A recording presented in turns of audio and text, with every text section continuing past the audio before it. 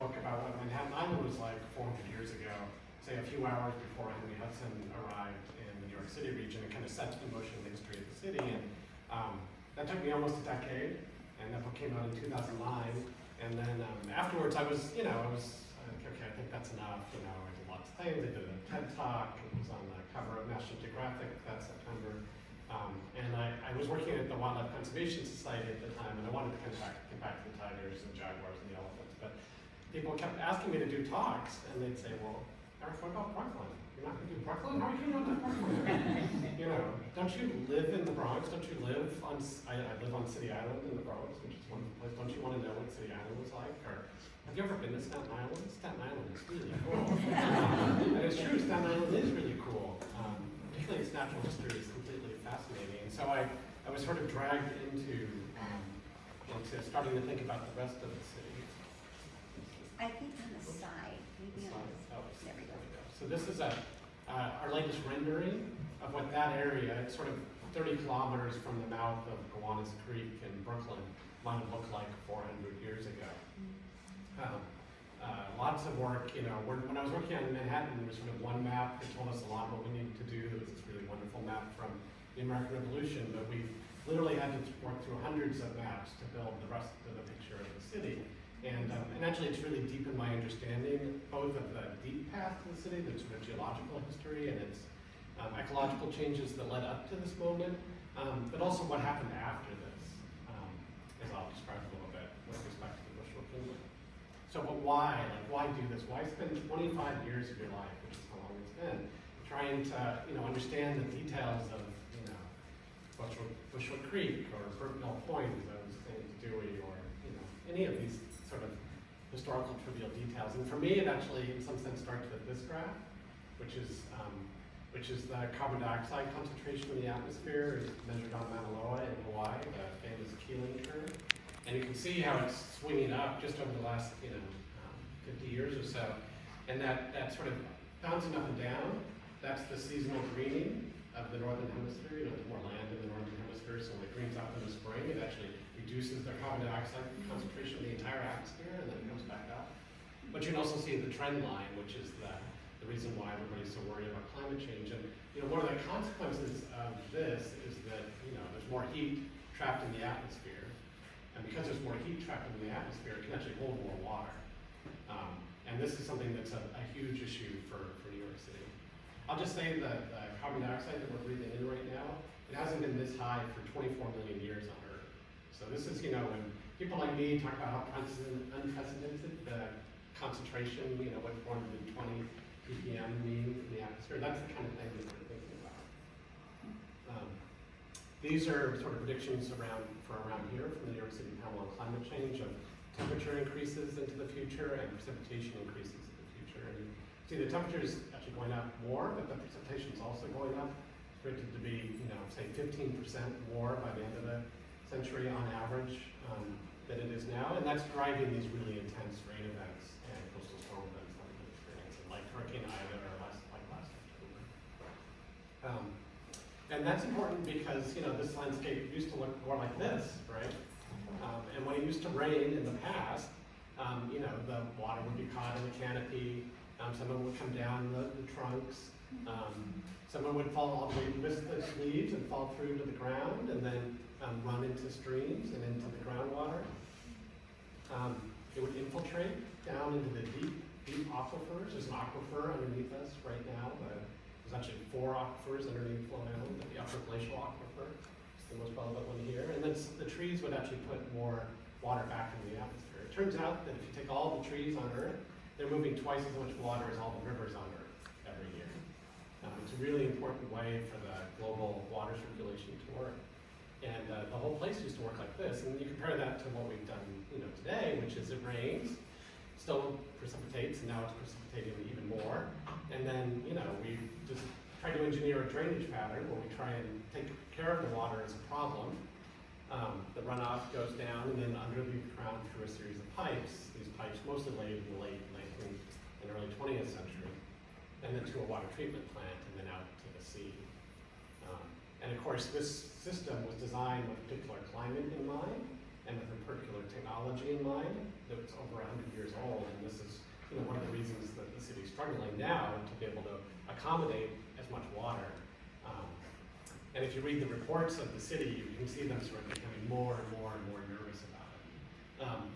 So I mentioned, I'm working on this Welikia Atlas and Gazetteer. This is the sequel to Mannahatta. And we take maps like Kastler's map here from 1844, or O'Connor's map from 1852, or the Ratzer Plan, or the British Headquarters map, or these maps of Staten Island, literally hundreds of maps, and we geo-reference them to the modern city. Sorry, a lot of maps here. And then we digitize the features. We digitize where the elevations were and where the streams were,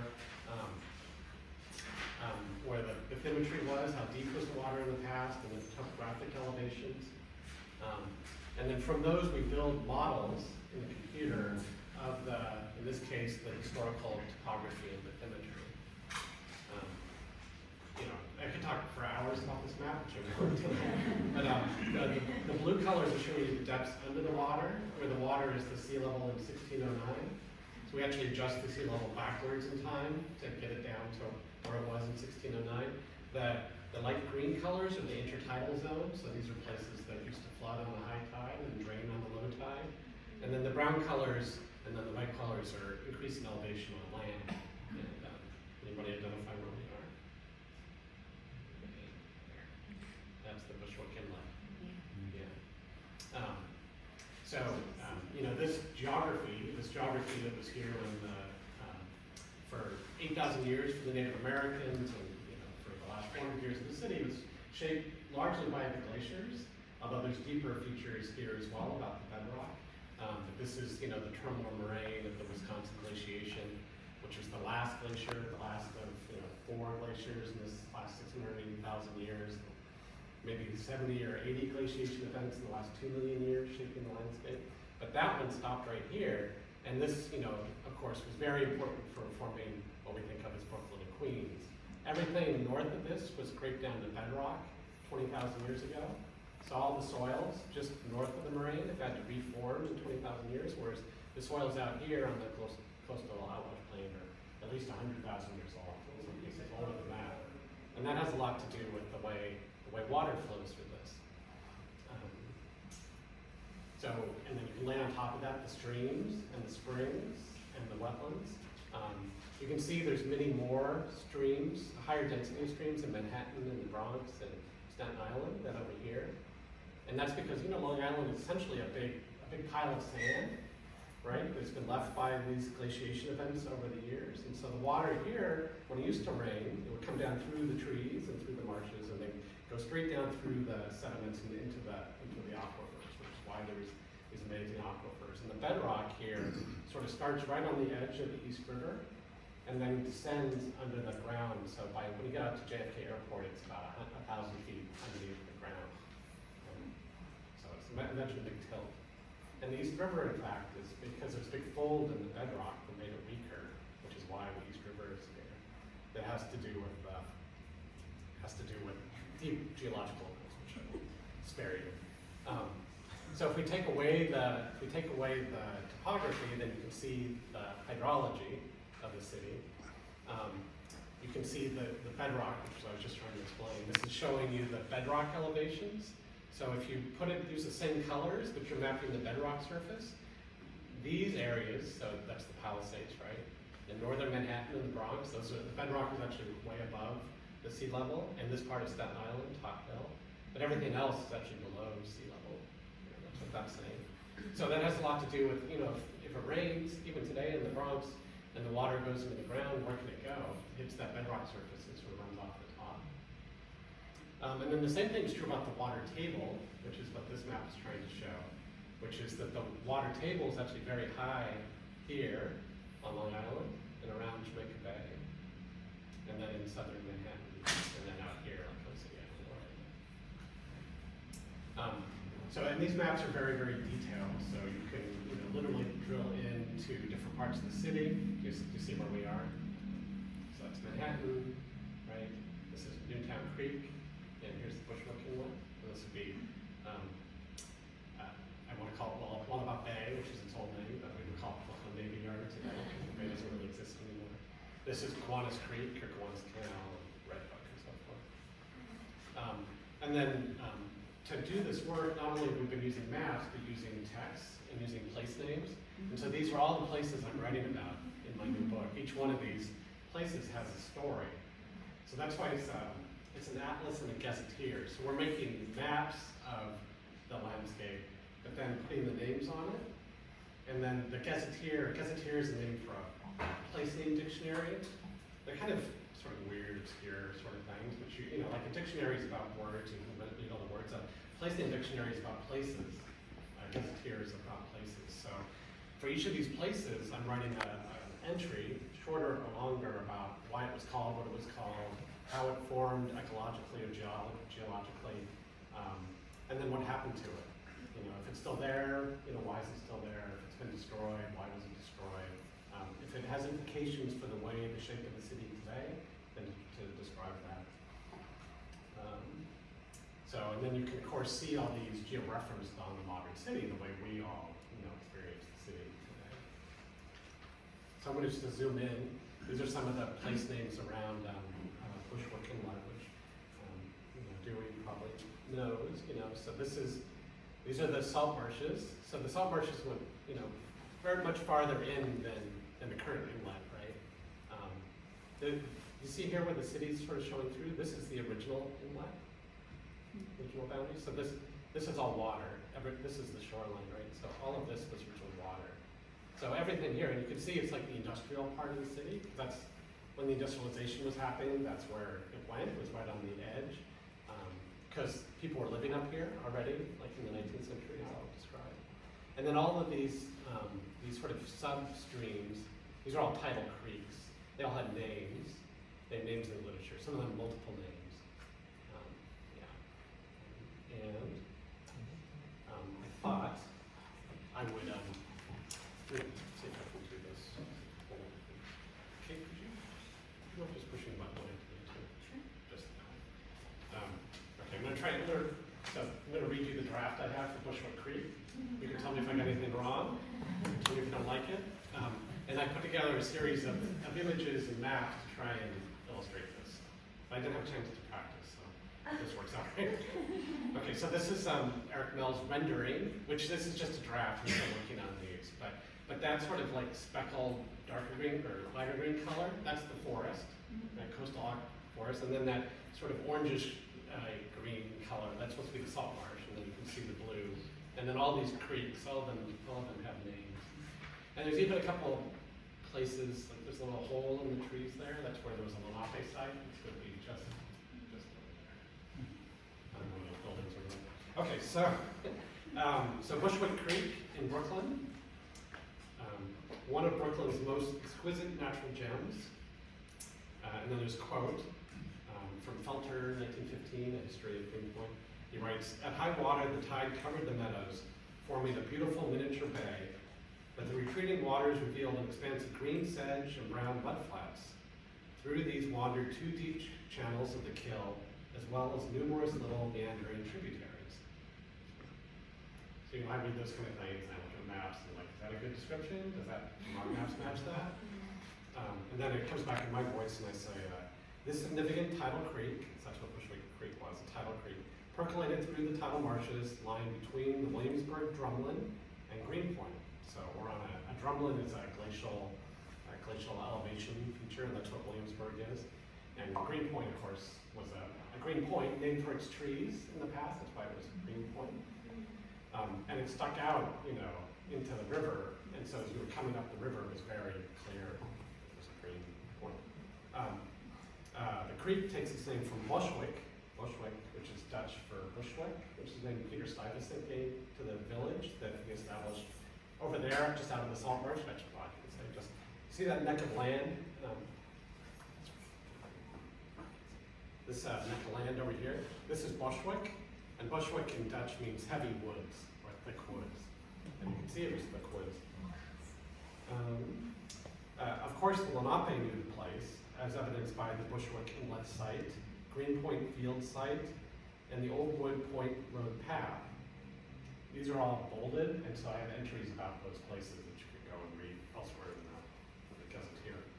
Wood Point Creek and Swedes Kill were named for the deep channels referenced above, tributaries of the larger creek system. Jacob Messerly's meadow, Jan de Swede's meadow, and Jan Corlinson's meadow describe various subdivisions of the encircling, enriching, ineffable salt marshes. Jan Corlinson, he lived in North Williamsburg, so we're standing on his salt marshes named for him. The first European settler was Dirk Volkertson, called the Norman, who built a house on Volkertson's Knoll overlooking the creek in 1645, so that's right over there. Maps of the 17th century and 18th century. That's where you're forward. This is Ratcher's plan of 1767 of Brooklyn and Lower Manhattan. Maps of the 17th century and 18th century reflect Volkertson's brand. So these are other names for the creek. Kill of Dirk the Norman, Norman's Kill, Norman's Creek, the Norman's Kill, the Norman Kill were all names for the same creek. Through colonial times and into the early American period, the marshes and creeks functioned as they had for millennia, in and out, burble, sigh, in time with the moon. In 1832, Neziah Bliss, a New Englander, married into the long-settled Dutch Walloon Marisol family and brought his Yankee notions of development to the sleepy backwater of North Brooklyn. This is really true. They used to make a ton of people live over here in the 18th century. This was like way far from the action in Lower Manhattan. Bliss was instrumental in the planning of Greenpoint in the 1830s and in building a walking bridge across the mouth of the creek to Williamsburg, establishing the route on modern-day Kent Avenue. This notorious bridge was known as the site of pitched battles among gangs from either side of the water, and the locale of thieves who would hide under its spars, such as the Rainmakers of the 1870s. Other bridges were later added across the creek, codifying Union, Bedford, and Driggs Avenues at the expense of marsh grass. So this is 1844, Hassler's chart of New York Harbor. There's lots of maps from the 19th century. Can you fast forward one? This is just a few years later. O'Connor's map is, people commonly refer to the Drift's map. O'Connor was the, Henry O'Connor was, Frank O'Connor was the cartographer. Some of his streets are streets to be built, and some of them were already built, so it's always a little hard to interpret. But you can see how the streets are starting to incorporate on the inlet. And that little dot, that dot's not moving, that's the Bushwick Inlet. So streets and bridges met shipyards, transforming the mid-19th century creek. In one of these, the first ironclad battleship was bolted together and launched the USS Monitor. The Monitor fought an infamous battle with the similarly armored CSS Merrimack in the tidal Hampton Roads of Virginia over 2 days, March 8th to 9th, 1862. Both ships sank in heavy waters, a draw for the contestants, a Pyrrhic victory for nature. Move forward one more. So this is 1891. Back in Brooklyn, nature was clearly losing the battle of Bushwick Creek. The death knell came when industrialist Charles Pratt built a second oil refinery at the foot of North 12th Street in Williamsburg in the 1870s. That sounds familiar. Charles Pratt, yeah. His first oil refinery was on the Queen side of Mespatchis, that is the one operating for Newtown Creek, over there.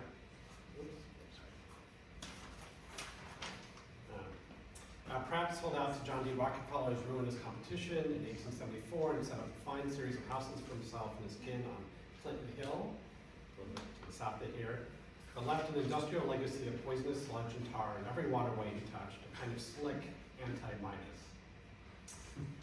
Once foul, why not make it fouler? Sewage from the rapidly populating neighborhoods of Greenpoint, Bushwick, and Williamsburg was routed downhill into the embayment, which was daily closing with fetid silt, as you can see. In the late 19th century, the proprietor Clancy's Coal Yard on North 14th Street tried to demonstrate that the creek was still navigable by drawing a canal boat up the waterway, but it got stuck.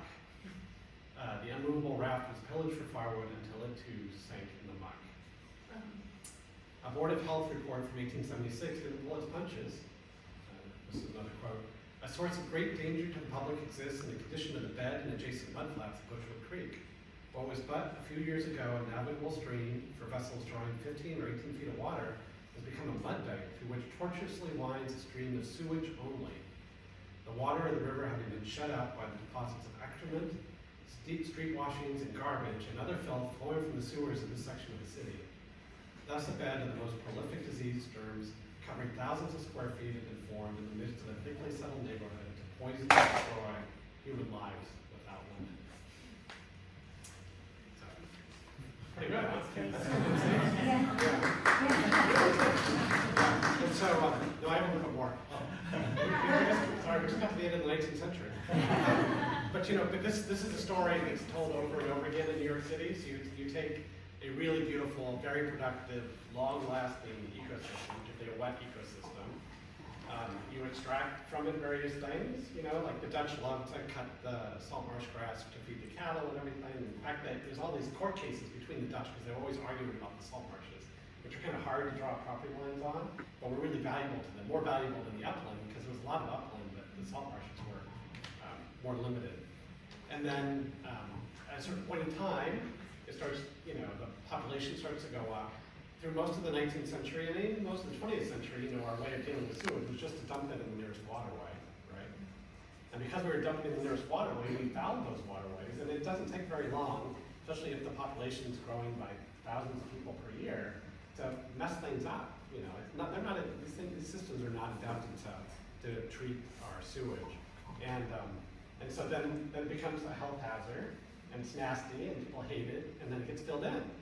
And then, you know, the next generation comes and builds on top of it, right? Because now look down, there's all this land.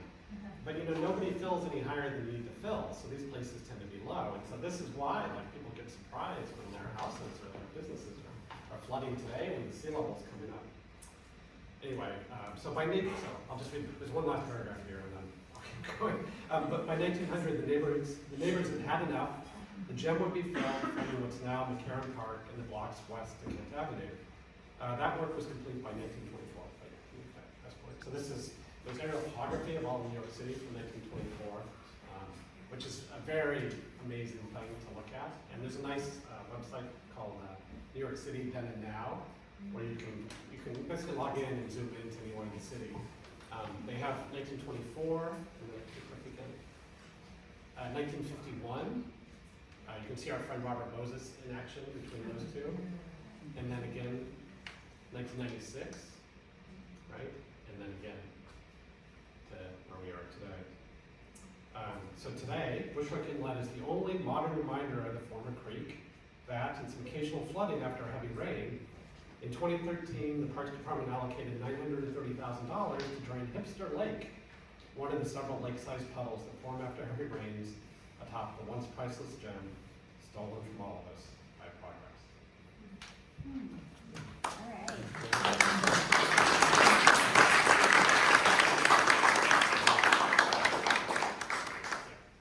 So I'll try to go a little faster, sorry. So where is it flooding?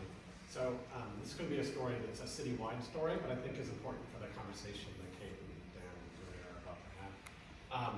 So as Dewey mentioned, working with the DEP, we've been trying to figure out where it used to flood, where it floods today, and where it's predicted to flood in the future. And the logic is that if it used to flood, floods today, and is predicted to flood in the future, that's where we should do something about flooding. Right? And you know, fortunately, because of what we've been doing, we have a pretty good sense, and you know, very well referenced and detailed, as you've seen, about all of the streams and wetlands of New York City. And so here, it's the same things, but you know, mapped into the ocean, the marine areas of 1609, because there's a lot of places that are on landfill now that were formerly water, like that park right in front of us. Freshwater wetlands, so swamps and marshes, and then the intertidal ones, including beaches. And then for the present, we have the 311 calls when people call and complain about flooding on their streets. We have the DEP's, the DEP's done some modeling, these stormwater resiliency maps, they call them. This is sort of the current map with current levels of sea level rise. And they have these categories: deep contiguous flooding, which is more than a foot, and then less than a foot, it's got 4 inches, that's nuisance flooding. And then FEMA's preliminary flood maps of the city. All these are public data, right? And then the future one, so we have DEP's 2050 map, which is kind of a moderate level storm, and then the extreme storm, It's actually this map that got them to call me because I've been talking to them, doing just like this, giving talks, and people are like, oh, that's so interesting what you're doing, look at those streams.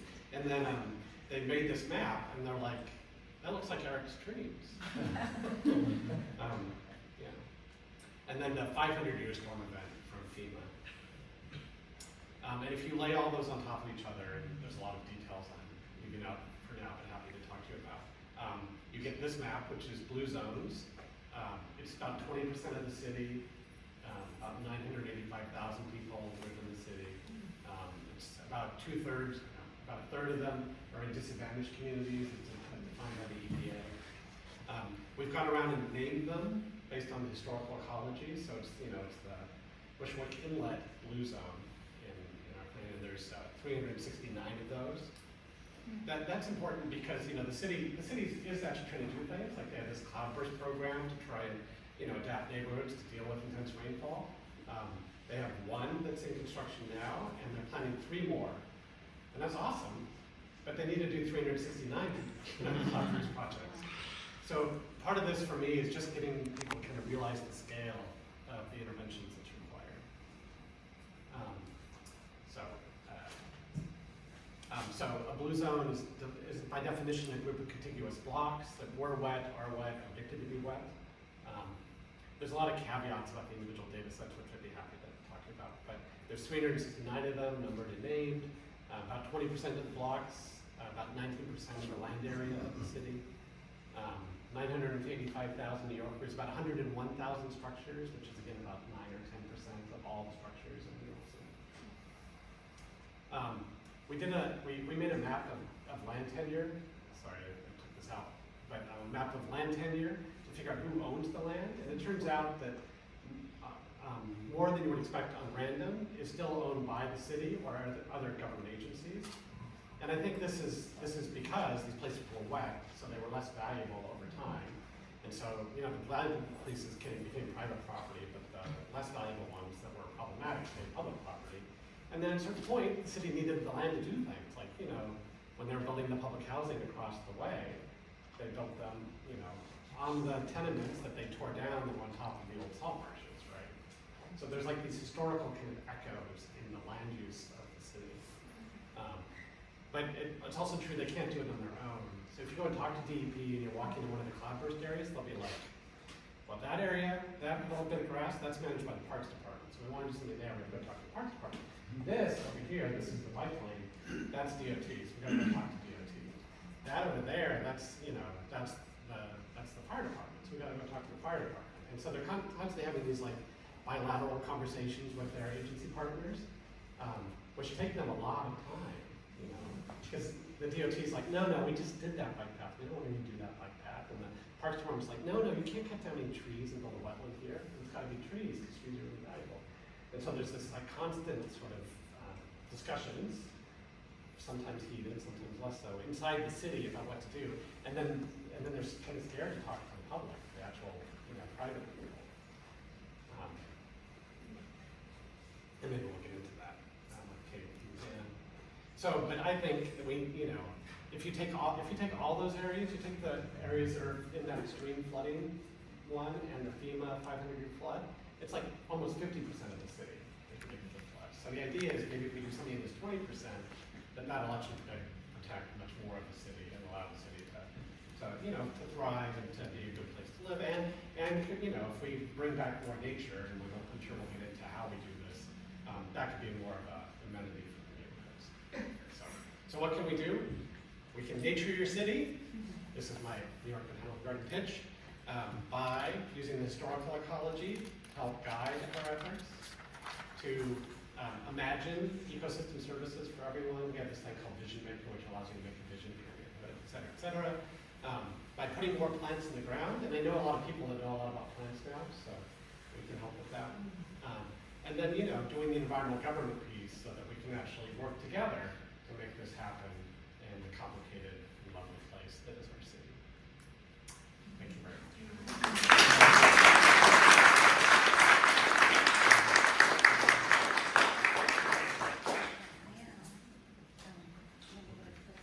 Figure out how to get there, and maybe Dan can figure out how to get us funded, and No pressure.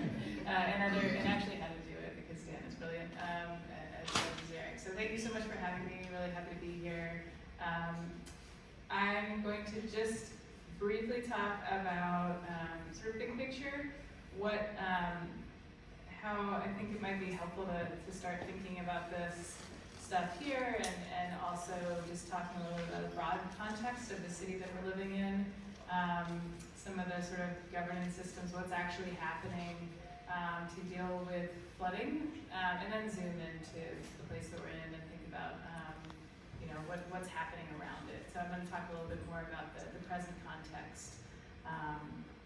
So I think one thing I like to do before starting a presentation is think about what is the resilient future that we want. And boy, you are lucky if you live in this neighborhood. This is beautiful. You've got this huge opportunity for a park.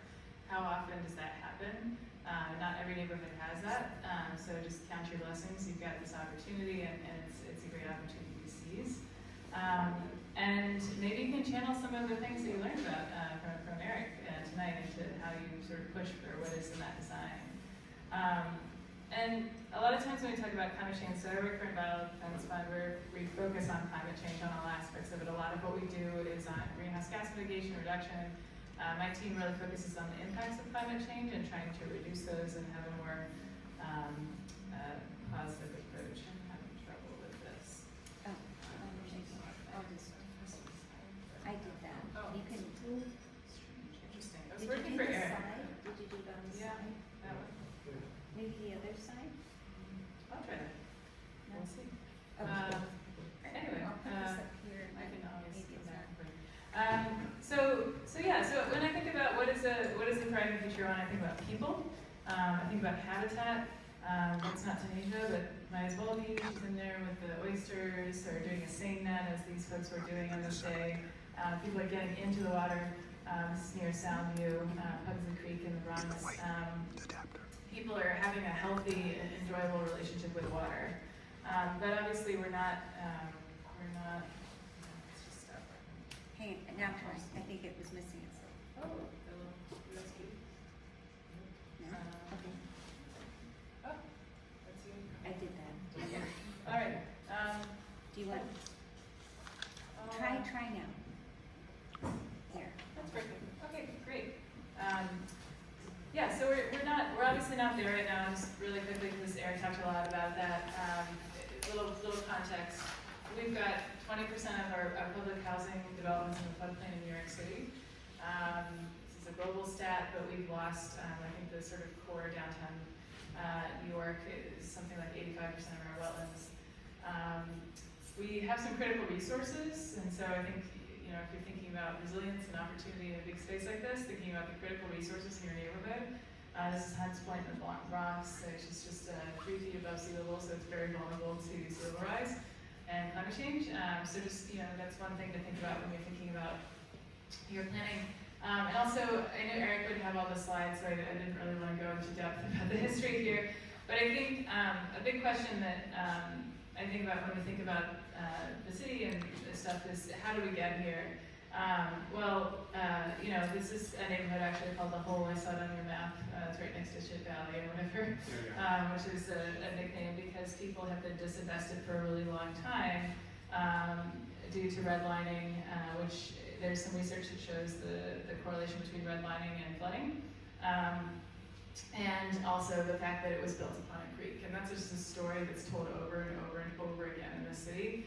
And you can read the news and see Eric quoted about former ponds and streams and places that really resulted in people being at risk. This is its present day condition. I was out there last summer. That's a sunny day. It hadn't rained. This is a regular flood. They just standing water there all the time. And actually you can see these are wetland plants that you can look at the aerial map of today and see trace the stream. Yeah. In the 19th century, if you were a botanist, this was the place everybody went. Because Plunder's Neck and Lobel's Landing at the end, this was the place where all kinds of rare plants were found. Because you had this combination of these freshwater wetlands and brackish wetlands and saltwater wetlands. And there's several records of species that haven't been seen in New York State since from that area. So this community has actually gotten some funding to go through a process to figure out what do we do. They haven't had that for years, and finally the DEP, I think Housing has given them a grant to do that. Is working there, but these are a lot of numbers, there are a lot of stats when you think about these issues and all these stories in our neighborhoods. But it's not just numbers; it's our culture. It's Nathan's Hot Dogs in Coney Island. It's home right there. There's Broad Channel and another sunny-day flooding event. So quickly, what's happening? Eric made me think about. I think one of the things there are two sort of big buckets of what we have to do. We have to figure out how to stop doing what we did yesterday, so that we got where we are. And second, how do we dig out of the mess that we're in? And all of these are kind of fancy ways to say that. So there's a lot of sort of planning efforts. A lot of that's local. I advocated when I used to work for Waterfront Alliance for something called a citywide adaptation plan. Haven't gotten it yet. But I've been assured by the new head of New York City's first ever Bureau of Flood Resilience, Lorianne Farrell, who's wonderful, that she's really committed to that. I think Eric was talking about this problem of no clear entity to manage flooding. This is a problem that we've had for a while, but it's really gotten worse in the past few years. And there was no single agency that's responsible for this issue. And so you have these infighting across agencies, and it's a really big problem. So there is a new person in charge and some in charge, which is fantastic. So we'll see where that goes within the Department of Environmental Protection. There's also some reform in how and where we build, although I'd say it's largely in how we build. So our zoning, how you can build a building and where, how tall you can build it. Obviously, you can do anything here in Williamsburg if you have any, but it's a complicated picture, and we don't have a really long-term strategy yet. And so that's something that we're really interested in seeing. How do we have win-wins? There's a lot of really great work in emergency preparedness and response since Hurricane Sandy hit back in 2012. I'd say the Office of Emergency Management is doing amazing work working with communities to really prepare for storms and respond to them. Climate education, Billy Oyster Project, these things didn't exist not too long ago. So people are learning, kids are learning about their backyards. Oops. So sleep. The next is infrastructure and repairs. I think this is the situation that we're talking about right now, is infrastructure, parks, flood risk reduction infrastructure. That's mostly what you hear about. And it's everything from the city has something like 2,000 points of flood protection. When they are hearing it's going to be a big storm, they can go out and close down sort of subway entrances and other things to try to prevent water from flowing in. So there's a lot of complexity that's going out there. You can see if you go across on the other side, there's a really big flood control project being built around 23rd Street on down on the East Side Coastal Resiliency Project. So you can see some of the stuff that the city's doing in real time. And lastly, there's funding. We advocated and led an education campaign for the Environmental Bond Act of 2022, $4.2 billion at the state level. That's going towards climate projects, everything from green stuff to climate resilient stuff. Next slide. So what do we do? A few things. So they're kind of in roughly three buckets: advocacy and policy reforms. We're trying to kind of reform the systems that we've got to help us out. One big focus is on Army Corps and FEMA policy, the way that we historically have operated. A lot of these programs are sort of retroactive and looking at the past storm. They've also historically focused a little bit more on cost-benefit analyses that really focus on property rather than people and ecosystem benefits. So that's something that we're very involved in. We also introduced the Climate Resilient Act, New York Act of 2024, this past January in New York State, to try to solve a similar problem at the state level that the Bureau of Flood Resilience would, and create an interagency structure at the state level to address and build a climate plan for the state. And we are really this year trying to focus on building a broader program of bringing together housing advocates and environmental advocates and experts to recognize that we live in a place where we've got a dual housing and climate crisis, and we really can't talk about land use and leaving places or adjusting how and where we build unless we're talking about housing.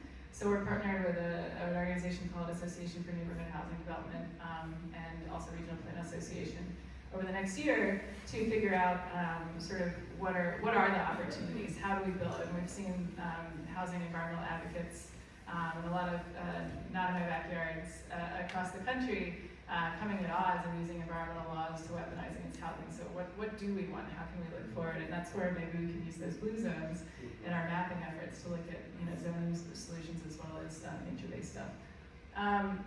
And then research into action. I've got a colleague who knows a ton about insurance. There's actually a really cool pilot in New York City right now, Carolyn Kuski. She's working with the mayor's office on a policy that allows immediate payouts or really fast payouts following a disaster for low and moderate income families. Insurance doesn't really serve low and moderate income families well, and it's really inaccessible, and so that's something we're working on. We're also doing a lot of work on nature-based approaches, and most recently, certainly trying to protect wetlands from future degradation because their flood risk reduction benefits, and the Supreme Court is not helping with that, which I can talk to you after this about. So Eric showed this, but I wanted to zoom in on the area. I think when you're thinking about just a couple of things to think about, and then I'll leave you with these, and maybe we can just have more of a conversation. But I think it is really helpful to think about the context here. And Eric showed the historic map of wetlands. It's basically the future 500-year floodplain line, right? So this whole area that floods, that was wetlands, right? So I think this is an area that you certainly want to build higher than the future high tide line if you're doing a park, so it will last in the long term. But it's also important to talk to the city and think about how could this park be part of a larger integrated flood strategy, because you've got an area that is, I'll zoom ahead to this Army Corps project and then I'm going to pass it over to Dan. The Army Corps has kind of left this area out, not entirely, but it's considered what is called a residual risk area. And that in the Corps speak means that they have a plan for sort of a big seawall, which is north of here. We'll see what gets actually built many, many years from now. But this whole area in red here is where we are, and they haven't really figured it out yet. So maybe there's a way to think a little ahead on how can you think about the people that live around this area and all the systems you've got that you might want to protect, and maybe there's an opportunity for this to serve both as a public space but also partially as a flood resilience project. Just a quick highlight. We've been working with a large group of advocates, and Dan and his team, for a few years on trying to make sure that the Army Corps study, this is a large flood control study, the largest in the nation, on how to manage, it was focused on managing storm surge, big storms like Sandy. It wasn't focused on rings like Ida and all of the other types of flooding we have, tidal flooding, sea level rise. And so that's something that we fought really hard to change in federal law. Thanks to Congress and our partners, we were able to establish a way for the city and states to come together and make sure that this has a multi-hazard approach, and that several other of our priorities, including environmental justice and green infrastructure, are incorporated. We're still working on that. But I think we've made some progress. The city and the states have made a first in the nation request under that law.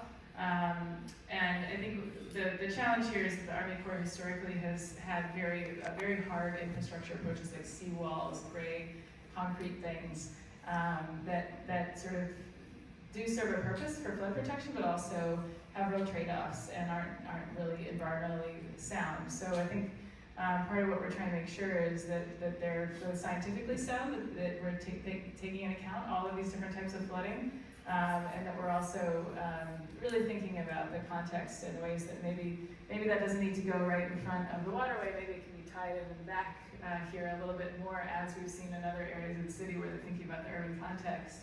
And that's something that I think you're going to be in much better shape if you have a plan for the park can really think about that in the context of a broader flood risk reduction study. I'm going to quickly highlight, definitely check out plug former organization Waterfront Edge Design Guidelines. There's many pictures of beautiful, beautiful parks, but you can also just walk up and down your whole waterfront here. So definitely check them out, and they have got some user-friendly diagrams and things that can tell you a little bit more about how to design well, and then I will stop there and pass it over to Dan. Looked into this. I'm glad I'm going last. I think everything's been said, but not everyone has said it. So I will react a little bit. First off, Eric, great stuff. It's near and dear to my heart because actually I did a master's in geography. In the 80s, I worked in Prospect Park for Brooklyn Center for the Urban Environment, teaching environmental education with John Muir, who founded that organization. And it was looking at the built environment as well as the natural environment. And I actually worked on a lot of mapping projects like you actually did in your book, looking at these old maps and teaching kids about it. And I think what's great about Friends of Bushwick Inlet Park and all these organizations is the stewardship and bringing kids up to understand about the natural environment and the built environment and how they interact. And I think that's very important because you're building stewards for advocating for the future. We who work in government, don't have all the answers, but you guys basically drive the bus to get us to get to the right place. And so pointing out here, maybe it's lucky that the Army Corps has a tie-off here at Greenpoint Avenue to end their flood protection wall, which is kind of really based around Newtown Creek and making basically a floodgate to basically close off and keep the flood from coming in and inundating around the area on both sides of Newtown Creek. And you can't build a gate without building a wall around it. Now, as we've talked about, Army Corps of Engineers is good at hard infrastructure, but really the ecology and letting water in and doing Dutch kind of techniques to manage water is not necessarily their forte, although the Army Corps does have the Hudson-Raritan Estuary Study, which is an ecological restoration feasibility study for the whole estuary. And I've worked for the Congresswoman for 20 years. Back then, we were able to get the Newtown Creek and Gowanus Canal added as separate entities in the restoration feasibility study, so we could actually proceed at a faster pace for these two canals. And so for a while we were appropriating money for ecosystem restoration for Gowanus, for instance. It only went so fast. We realized at the end of the day, it was so polluted, really the best tool was EPA coming in and having Superfund to clean it up. At which point, all bets were off because now Army Corps is like, well, this is an EPA project, so we really can't do eco-habitat restoration when you're gonna come up with some plan for cleaning it up. So Newtown Creek, has its flood protection area, but Bushwick Inlet Park basically is not. They extended it down to here. For some reason, decided to stop there. So to point out these red areas would be areas that aren't necessarily protected, but they don't really take into account some of the local initiatives. So this map, doesn't necessarily show you what's happening by the city that has separate grants for the East Side Coastal Resiliency, which was a controversial project in its own right by raising the park, East River Park, say 10 or 15 feet to basically be a wall that's a natural wall against the flood.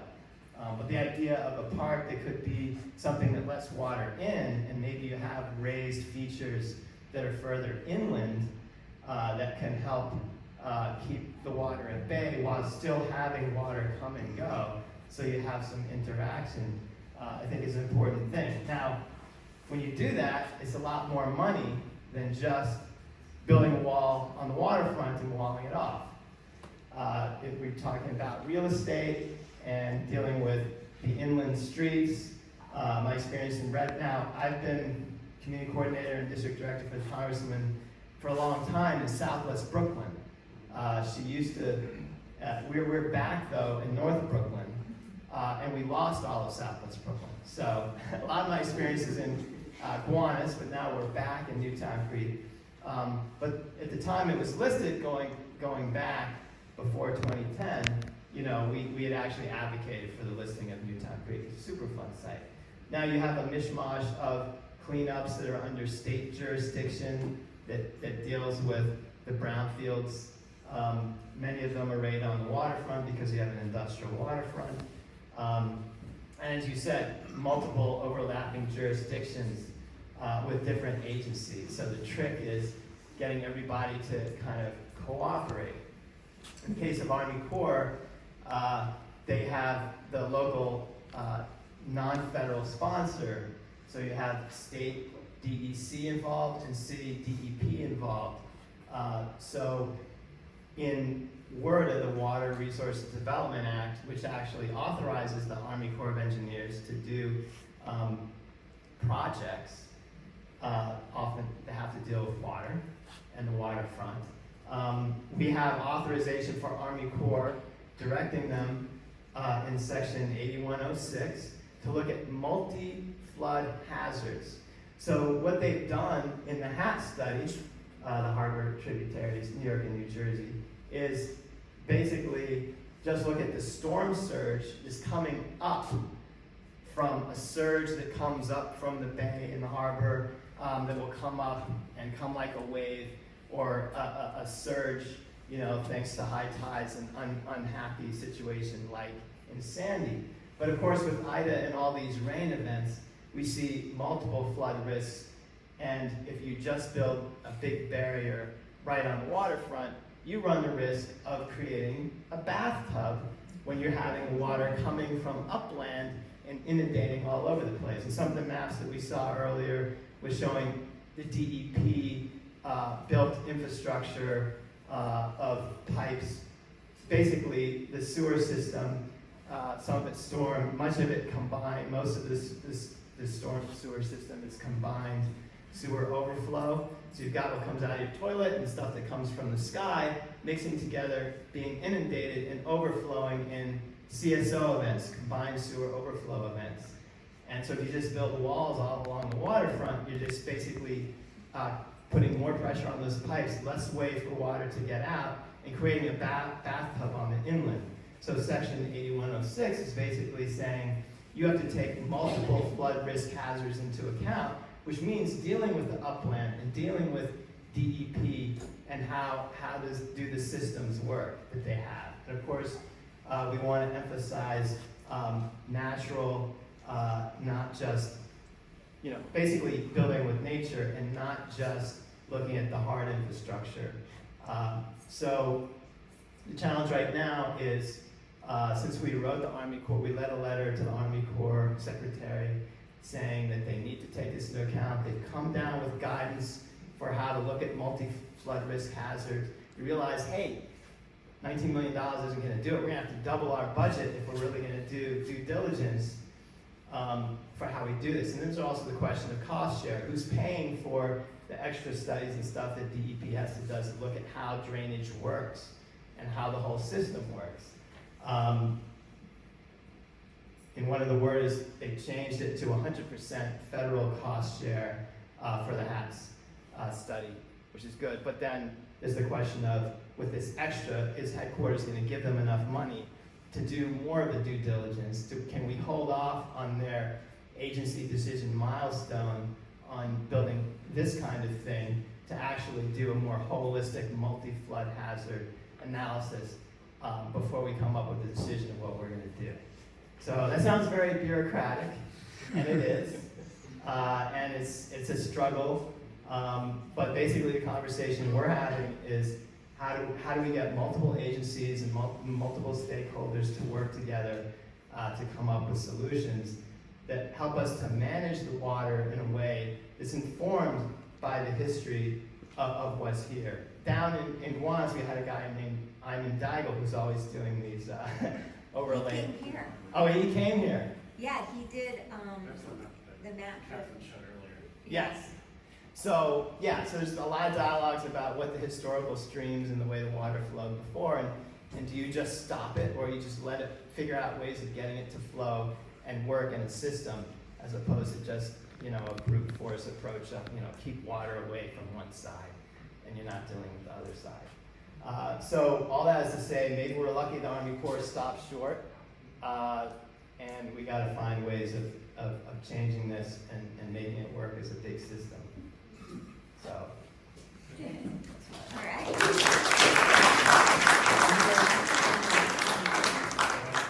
Is advocating for is world-class design of the parcels that remain in Bushwick Inlet Park. I'm interested in having you guys talk a little bit about what does that mean to you, world-class park design, in terms of its reflection of history, climate resiliency, reality. For us, the thing the Parks Department keeps talking about is maintenance costs, in terms of having really cool park design. And the other thing that we see on a lot of the plans, we're certainly on the master plan that was made in 2007 for Bushwick Inlet Park, was something called restored wetlands. And I wondered, what do you think of that? And is that the most effective way to get back to nature, if that's should be one of our goals? Well, I'm sure there are lots of ideas about that, but for me, world-class design means doing something we haven't done for a long time in New York City, which is giving to the future, and not just solving our problem today. There's all these stories, including this story of Bushwick Inlet, where one generation did one thing, and then just created the problem that the next generation is trying to solve. And so, I'm really interested in trying to give more to the future than taking from it. And that's why I think nature and nature-based solutions and all these sort of things are exactly that. Nature is very good about solving multiple problems simultaneously. I mean, math's a little exaggerated.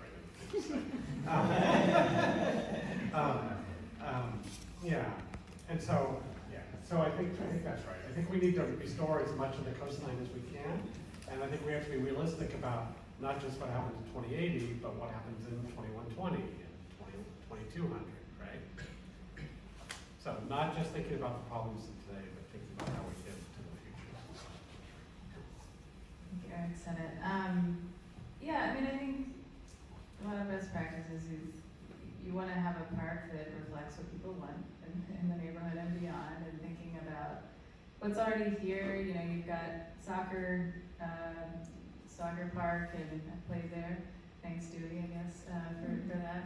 And I think actually Brooklyn Bridge Park does a nice really alternation of what they call active and passive piers. So the active piers are where you have basketball, you have soccer, and the passive piers are places where you can go and reflect in nature. There's actually a really phenomenal sort of recreation of a watershed in Brooklyn Bridge Park, where they manage the stormwater, and it flows through freshwater series of ponds and out into a salt marsh, which for 100 years or so wasn't there, right? And that was what it historically was. And to me, walking through Brooklyn Bridge Park is so powerful because it is trying to restore some of what is there. I think, working with New York City is an exercise in figuring out what works.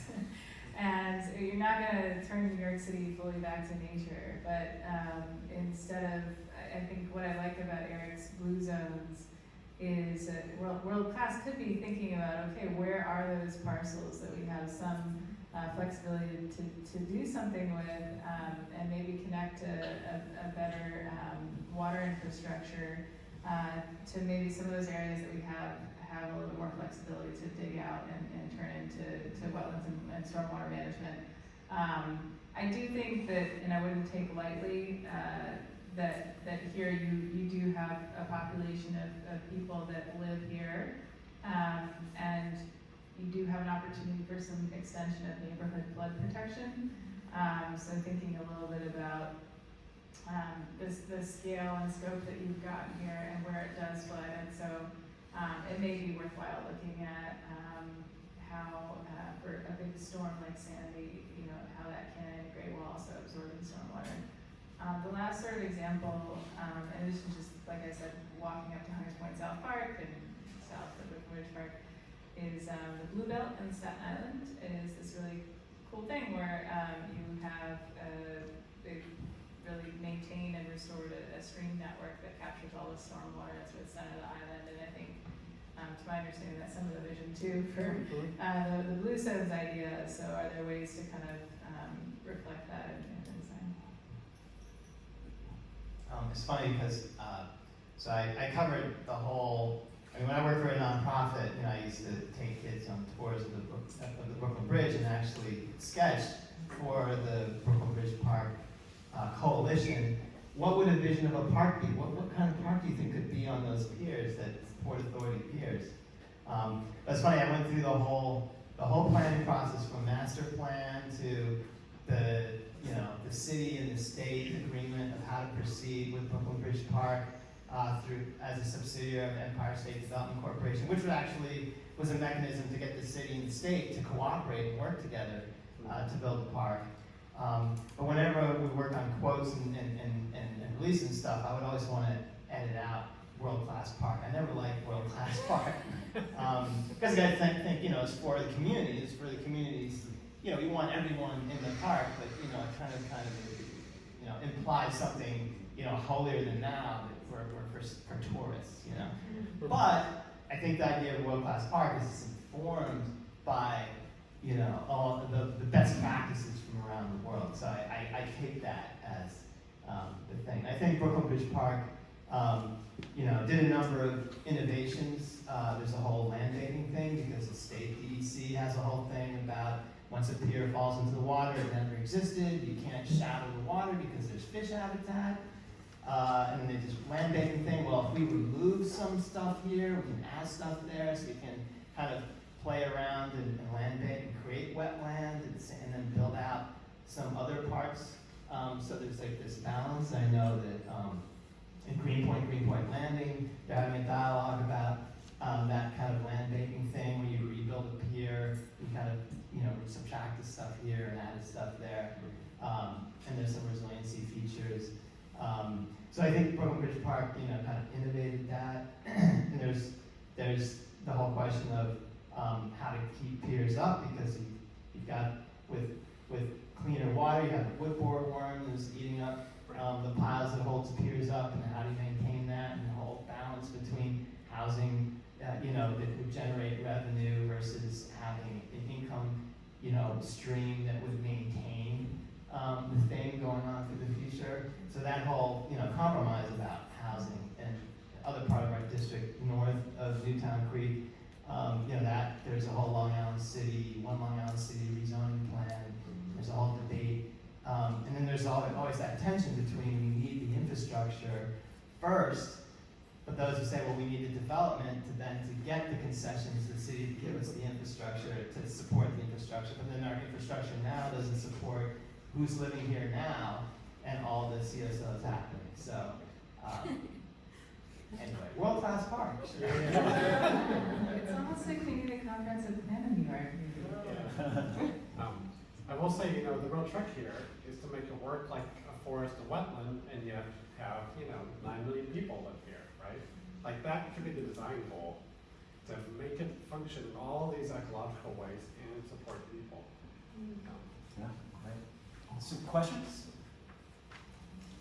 Hey, thank you guys for coming. Something I was interesting, Eric, you were talking about the history of like Kent Avenue, right? And these bridges that ran over the inlet. We know that there were bridges that ran over Bedford and so on and so forth. I do a lot of work in the neighborhood on streets and street design and open streets and these sorts of things. And I guess something that I'm curious about. We had recently done a kind of an overall land use study of the neighborhood, and when we compare green space in our neighborhood, parks, to roadbed space outnumbers park space 63 to 1. Yeah. Right? It's a tremendous. I mean, in terms of you can't remove the houses, or businesses or whatever, but you can do stuff with the roadbed. There's a lot more flexibility there. And I'm wondering, what you see as, whether it is global examples of leadership. It's such a tremendous opportunity in terms of land use. Newtown Creek Alliance, for instance, is doing something with this Gateway to Greenpoint site where they're putting tanks underneath to take water off the system, right? Or we see in different areas putting, green infrastructure. Again, I think I would agree with Kate that it's like the DEP stuff is, there's a rain garden. And the rain gardens are great, but it's like at the scale at which we're talking about, these blue zones is, and especially in an area like this where you have plumes underneath the ground, insufficient, right? And so I guess particularly with that in mind, looking at this, the amount of water that we're going to have to be managing and thinking about and planning for that are around these parks, right? Or sometimes like McCarran, literally through them. What should we be looking towards as a community in terms of leadership or examples or vision that stands out to you? Yeah, well, I'm sure you guys have comments as well, but I think for me, when I think about the history of the city, it only really changes through crises. And for a long time, I tried to fight against that idea, but I think that actually is what history shows. It's only when it gets to a crisis point. Climate change is the crisis of our generation. Right. And we keep being reminded. The good thing about this particular crisis is the nature is going to just keep up in the ante every year. Even like the orange skies last summer, right? Who was expecting that, but that freaked everybody out. And so, because that's our crisis, that's also our opportunity. So as we refashion the city, we shouldn't really just be thinking about the flood protection, as I know as folks know. We really have to be thinking about all the things. And so, 20% is in a blue zone, roughly speaking, 80% is not. So, but 20% is large enough that we really need to do. This is our opportunity about housing. This opportunity to fix our really broken transportation system. This is the way to redress a lot of these environmental justice issues that have been in such long standing here.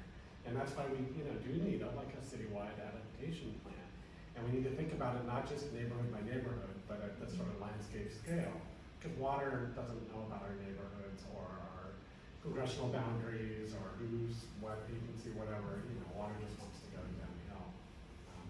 And so I'm super interested, and I've been following the Open Streets movement here. I think that if we could solve our transportation and not have to drive our cars so much, we could free up a lot of that space, and then that space could be used in all kinds of ways, including for water. I think a few ingredients as a recipe to help deal with that. One, really good public engagement tied to a process that's going to get us towards some sort of plan. Good leadership with a little bit of vision, and resources. Those are like the magic ingredients that I see as commonalities. And unfortunately, again and again, we're missing at least one of the three, and often it's public engagement.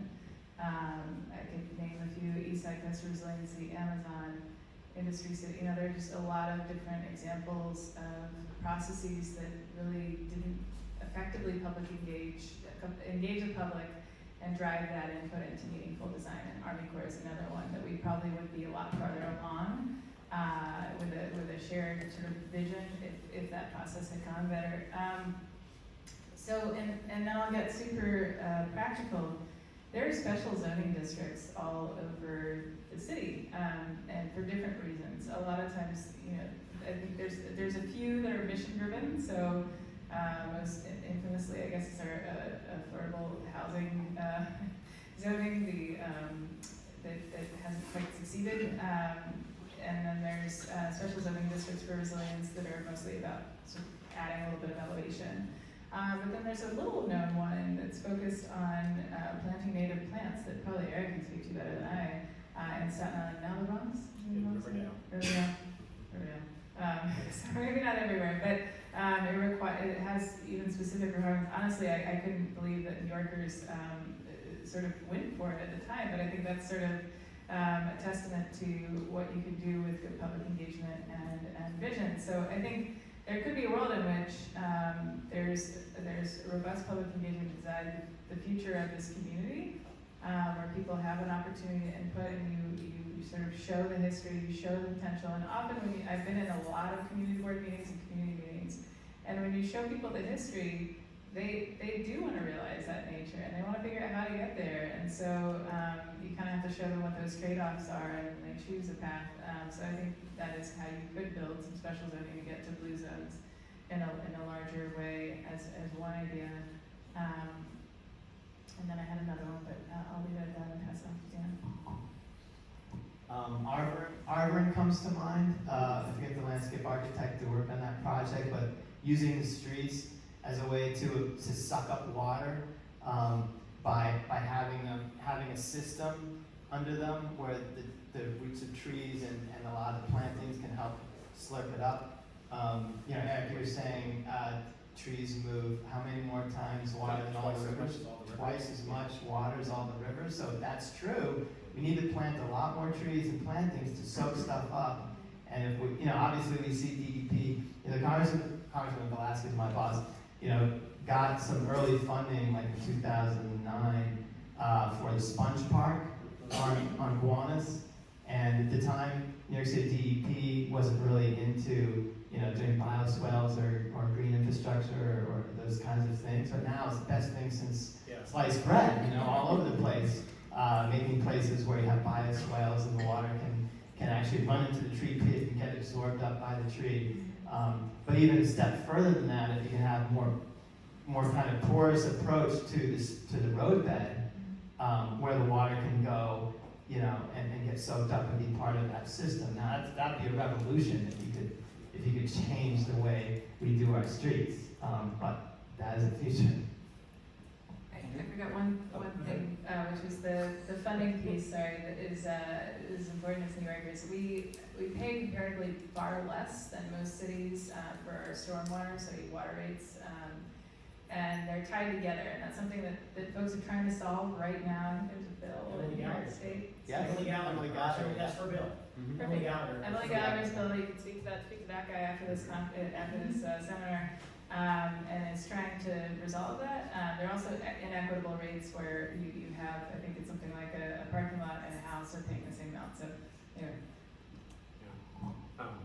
Yeah. Actually, some of the DEP people told me they were studying in Denmark where they have, these cloudburst ideas. And one of the things they do for streets there is instead of grading them to move the water to the edge of the street, they grade them the other way. And then in a big storm event, they just close the street and it becomes a stream for the duration of that event, and then they open it up again.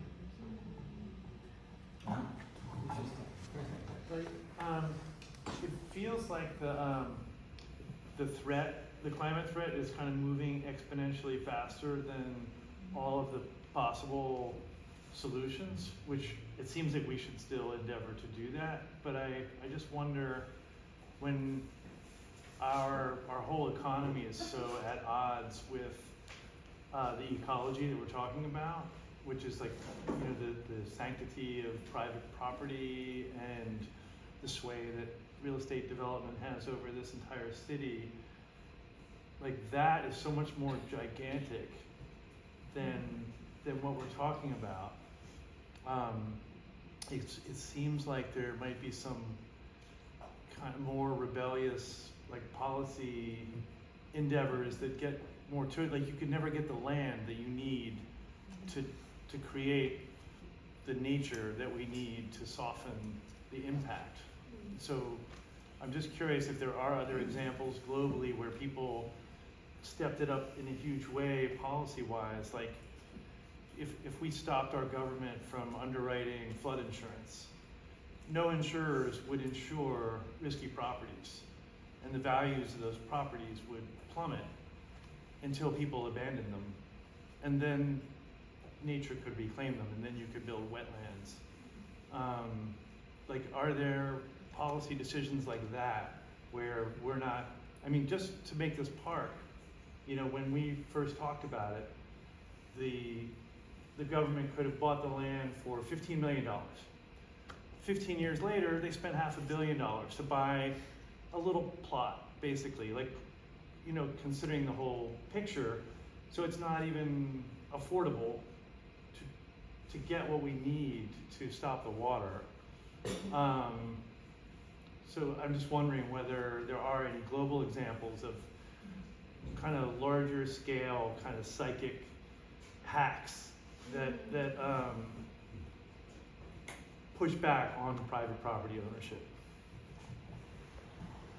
Well, that's a big one.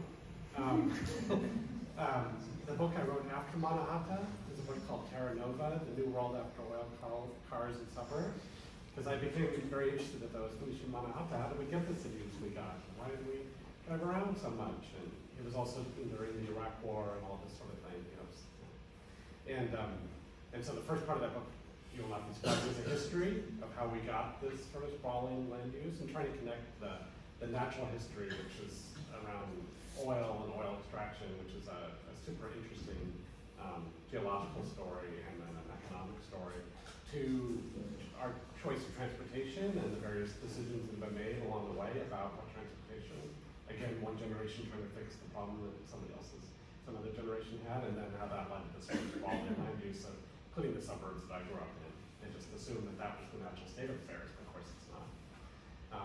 The second part of the book is an idea about how you get around that, and it starts actually with something Kate was just talking about, which is valuing the land, not just for its economic value, but for its ecological value.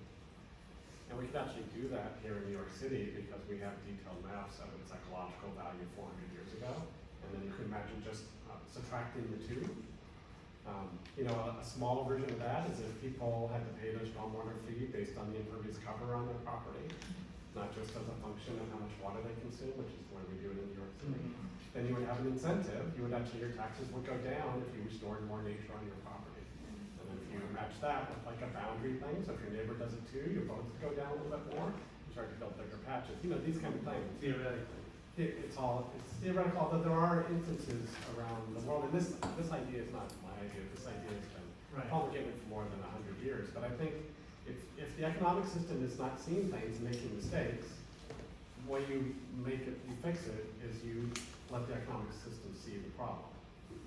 And I think that there's various things that our friends in government could do, and that I think many people know that this is how this would work. This would work. It makes complete sense theoretically, and all the practical instances also show it works. And it would move. You start moving the needle in that direction. And I think one of the things it would actually do, if you value the land ecologically, is you would say, well, okay, if you're going to build on it, you're going to take away most of its ecological value, then try and put as many people on it as you can. So it actually is a pro-urbanization idea as well. And for a whole bunch of reasons, I think that's also very important for the global environmental situation and deal with climate change. And therefore it touches the transportation, that if you have denser places, that's how you get public transportation to pay for itself and so forth. And then that's how you actually eventually address the climate change crisis, as well as our health, anyway, there's so many benefits that would come from a better transportation system, more nature, and better cities that succeed into the future.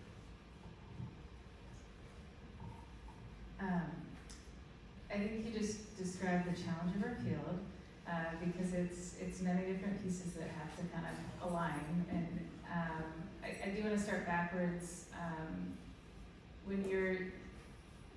There's a challenge when you're thinking about realigning markets, and there's many that are tied to perverse incentives. One of those is property taxes that support our municipalities. The property taxes associated with building in the floodplain are a really strong incentive for coastal cities, not just New York, but anywhere where there's an attractive property value at the waterfront. And so it's very hard to say no to development when that is your revenue source. So there's different pieces of sort of the drivers from insurance to finance that certainly we're looking at from a colleague perspective. But you also have to remember who lives. It's not just wealthy people that can afford to kind of leave. There are people that ended up living in places at risk, and they don't have the resources to get out, or maybe they don't want to. Maybe there's no housing available. So those are all things that we're trying to think about how to grapple with. But the first point is exactly why we're bringing housing coalitions and environmental coalitions together. I saw a policy proposal fail a few years ago that I thought was a really good idea, but really hard, which was a proposal to get a comprehensive plan for New York City and that would have specific targets for climate, for housing, for equity, that would be decided upon as a city collectively, and then each district would have to eat a target, instead of just having certain neighborhoods get disproportionate amounts of different types of amenities. That was a really interesting idea, and it was Corey Johnson was the speaker. It was his bill. Was really excited about it. We had actually written a similar bill just focused on climate, and then I read his, and that's actually better. We can just put our climate stuff in there. But unfortunately, it was election year. It degraded into this food fight that just ended up attacking the commissioner of planning, Marcelago. For 6 hours, I stayed the whole time. But it was really interesting because it sort of told you people are so afraid of change. And so what I realized from that process is you need to, and what I think they failed because they didn't build a coalition in advance amongst all these disparate groups that could actually say, hey, that's a good idea. And that's the only way you stand up to the real estate pressure. There's no other way if you don't have the coalition. So I think that's one of the things that we're trying to start to build consensus and alignment. And then I think once you actually have that, you can drive, but it's really hard. Well, I'm gonna get in a lot of trouble. I mean, definitely, the nature and that ecological, that has to be valued somehow. And obviously, in New York City, the real estate capital of the world, it isn't, frankly. But on the flip side, there's a whole FEMA and flood insurance. The private system doesn't do flood insurance really for residents. That's why you have FEMA creating a flood insurance program. It's a government program which actually has been raising rates, and they have these things called FIRMs, the flood insurance rate map, which actually has been stepping up the cost of the insurance. But the problem is that because a lot of the waterfront was industrial, a lot of public housing, and Robert Moses, of course, was the Parks Commissioner, and he was head of the Housing Authority. So he was displacing, but putting people in public housing on the waterfront in what used to be industrial zones and building parks at the same time. So you have there's an equity issue, and you have a lot of people who live in waterfront areas, who are of color, lower income. And so you have an equity issue if you're just talking about retreat, because you're also displacing people. So there's also that whole balance. I forget the professor at Columbia who advocates for a retreat that basically Klaus Jacob, for instance. Klaus Jacob. I don't want to talk about him behind his back, but I mean, he's that kind of perspective. We need to retreat as much as possible. But then when you talk about retreat, then you have the equity issue and where people are going to go. In this city where we're trying to figure out where people can live. So it's definitely a balancing act, but I definitely hear you on, it's crazy how we waited until after the rezoning to then acquire land for a park that was promised as part of the rezoning, and then paying astronomical figures for the land. And part of this is actually concrete. It's like, I'm going to get in trouble too, environmental regulation, but literally building a little bit higher, there's street grazing happening. So I think it's not a zero-sum game. All of this is a little bit of nuance and thinking about it strategically. So maybe you're building up here, you're allowing more water here, so that cut and fill stuff that you were talking about is something here too. On Friday, I had a chance to go to the Oakwood Beach buyout area in Staten Island, where they bought out 163 properties after Hurricane Sandy. Super interesting. All the things that have been said are true, like huge distrust of government. But that was actually a program that the community kind of started coming together because they realized it was just not working where they were. And then the state really kind of met them, and many of those people are pretty happy. But there's several properties that didn't buy out. And so the streets are still there. They still have to have fire and police and sewage. And it's actually saving nothing. The city's not saving anything. The other thing that's amazing about it, which I didn't know until I went to visit, is that the state bought all the lands, and then they thought they would just give them to the city, and the city said, no, we don't want them, because there's no money to take care of these places. And so it was back in like 2015, 2016 that the buyouts happened. It was only last October that they resolved it, that the city finally said, okay, we'll take, these properties, and some of them will be, parks, and some of them will be this, and some will be that. So it took that long, it's 2023, right, to solve it. And there was never any thought about what the nature should be. The neighbors were very clear. If we're going to be bought out, we want nature to come back. We don't want luxury housing to come back into this place. But there was nobody ever asked a botanist a thing, or an ecologist about what they should do. Because you go there now, and it's this weird, novel ecosystem, and they've been mowing it, keep the Phragmites down, and it's full of invasive species, and that sort of thing. So, I feel like we're kind of groping through the dark. Yeah. But like, we can do better than we're doing. No. Hi, so I'm Lisa Gorin. I work with a couple organizations that are actually dealing with all of this in Long Island City.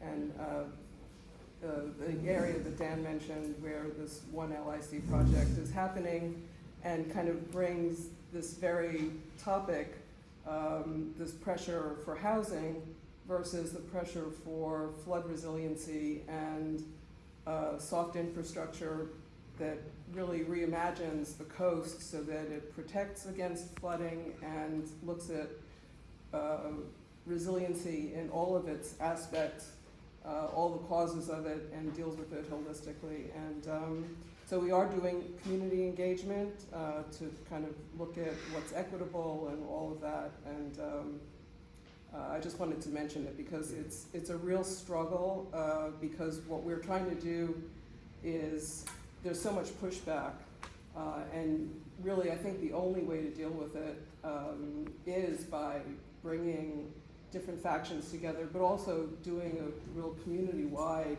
engagement as best as possible, and explaining really what the hazards are because people don't understand it. Actually, I mean, we're right. Part of our own community is Queensbridge Houses, which is the largest housing project in the United States, very vulnerable to that same, flooding. And the impulse yet is to create more luxury housing right on the properties that are up against the waterfront and using public land to do that. So it's difficult, but also, showing the opportunity that's there. That all that can happen if we plan properly. And you're focused on Annabelle Basin, right? Your base. Annabelle Basin up to Queensbridge Park. Queensbridge, yeah. The gentleman here, I think he made some good points, but I think that a lot of people here are being a little bit nearsighted and too overawed by the bureaucratic process because strangely, if you analyze the political structure in this country, we probably have the most supreme democracy in the world in that we give our governmental officials huge discretionary power, and we're not recognizing that. We, and I hate to say this, we represent the horrible failure. We extracted a 27-acre park out of 16 miles, which could have been parkland. There was legislation. In Manhattan Island, the entire 16-mile Hudson waterfront is all parkland. And we have 27 acres. I don't consider Brooklyn Bridge Park to be a park because it's covered with high-rises. But it depends on the power of the political officials. For example, Chicago just installed 3,000 acres of waterfront park, of green space, which is absolutely necessary. Brooklyn has the lowest per capita parkland of any county in the United States. We have failed utterly.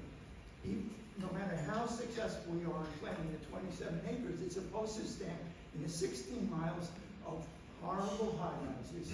And if Robert Moses built over half of the parks in New York City and the New York City area, he was ruthless. He said a park is going there. If he had been a mayor, if we had someone of that degree of leadership, they could say, okay, the 16 miles between Red Hook and Greenpoint needs to be parkland. It was one of the most scenic, and I used to take bicycle tours. Because of the Rust Belt, it was all virtually open space available for parkland that never happened. Had we, if we had the political leadership, we're talking about this kind of petty negotiation. Well, let's change insurance rules. Maybe we can change some kind of have a greener zoning. But the comprehensive preservation of the waterfront was lost. The people in Manhattan, it wasn't lost in Chicago, which is a blue-collar city. They just got 3,000 miles. If our political officials could, in 1 week, and even the city council, they could say, okay, this is going to be 100% green, and zone it for green zoning. Instead, they didn't zone it for high-rises. So we lost this, we lost our beautiful Brooklyn waterfront. And I'm hopeful that we can get some expansion, because the 27 acres doesn't, is almost it's like chicken feed, in the sense that there are 160,000 people living in these high-rises when they're built. How could they be served by a 27-acre park? There is not one tennis court for 16 miles. But even if it is built, that we are totally inadequate to the needs of this huge population explosion of these high-rises. So, yeah. So that is a very good point. Is there any political will to do this? And there doesn't seem to be. I think that the model that you're talking about. No governmental body that I'm aware of, and I studied this in North America, even more widely, has the complete discretionary power of the New York City Council. They have way more than the mayor if they wanted to. Yeah, to some degree, and just to one of your points, there is the chance that we can expand the park. Not much, but there is a 2-acre site controlled by the MTA on the edge of the Bushwick Inlet that they have put an RFP out for development, and that we can strongly suggest should be used otherwise for open space and for flood resilience, but also the city council can change the zoning on that. Yeah. But also the city is no longer this ridiculous high-rise R12 zoning, which allows 80-story building. The city council could change that zoning overnight. Yeah, but not without community pressure. And I think, Dan, you would agree that politicians don't act on their own very often, that the community, and this is all of us, have to be really active in pushing for this. The political leadership, they didn't necessarily consult the community. So I have to say one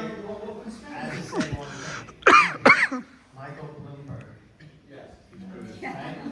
Now, the Congresswoman in 2005, she opposed the rezoning, right? And I think the way we have, planning structure is really, city planning is really a zoning agency, right? And the whole structure of how, the vision for how we get parks is basically based on, well, you have to rezone it from industrial to residential, then to kick in the waterfront regulations that say you need such and such amount of waterfront access in exchange for that.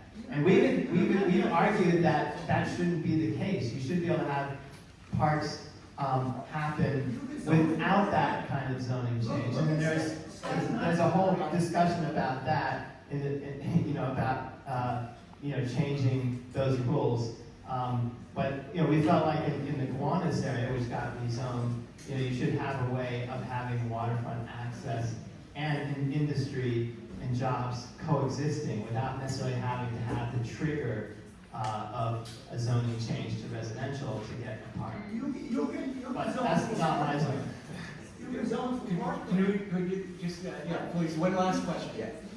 If you feel this is not relevant, I'm not consulted. I just want to ask, we're talking about water, transportation, street use. What about trying to move a lot of goods and services via the water, like going back to boating, ships, giant ferry boats like they use in Asia and Europe, mobile bridges, that we were talking about that when we thought the L trade was going to go down. Is that like a disaster, or is that a possible element of future planning and fixing some of our disaster, other problems? Yeah, it's not a disaster. I was looking at Eric's maps, and I'll be quick because I see people are going to wrap up here, but all the little ferry lines going across before we had bridges, then they went away, and then Waterfront Alliance, former organization, advocated for ferries, probably Congresswoman Velazquez, and now we have ferry service. So that was something that did not exist for many years, largely, and came back because of advocates that pushed for it. There's also been a push for short sea shipping, so replacing some of the trucks on the roads. They're really taking all of the port stuff from Newark and trying to go for electric short sea shipping, so smaller boats that would take them to the places they need to go in Manhattan, Queens, and Brooklyn. We haven't gotten there yet, but the New York City Economic Development Corporation has done some studies. I don't know where we are with it, but that is something that's done elsewhere in the Netherlands.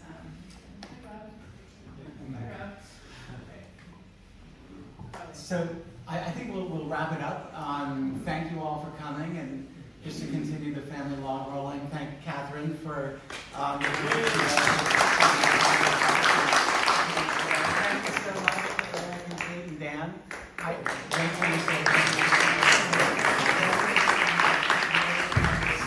Sign up for Friends of Bushwick Inlet Park. Is there a fight?